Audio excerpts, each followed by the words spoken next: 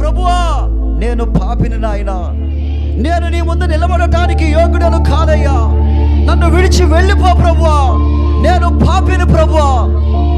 ఆ కారణమును బట్టి దేవుని సన్నిధికి మనం రావాలి. మనల్ని మనము పాపులుగా గుర్తించుకోవటానికి ఇక్కడికి రావాలి. మనము ఎంత చిన్నవారమో చూసుకోవటానికి మనం ఇక్కడికి రావాలి. కానీ మనం ఇక్కడికి వచ్చిన తర్వాత పిల్లరా మన టాలెంట్ చూపించుకోవడానికి వస్తూ ఉంటారు. ఇదేదో స్టేజ్ షో లాగా.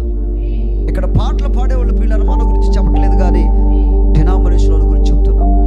దేవుడి సన్నిధికి మనం ఎలా రావాలంటే దీన హృదయాలతో రావాలి, తగ్గింపుతో మనం రావాలి. ఈరోజు దేవుడు నాతో ఏం మాట్లాడతాడు? ఈరోజు సేవకుడి ద్వారా దేవుడు నాతో ఏం మాట్లాడతాడు? నాలో ఏ తప్పులు ఉన్నాయి, నేను ఏ విధముగా సరి చేసుకోవాలి, నాలో ఏ లోపాలు ఉన్నాయో నువ్వు నాతో మాట్లాడు ప్రభువా, నా తప్పులు చూపించు ప్రభువా అనే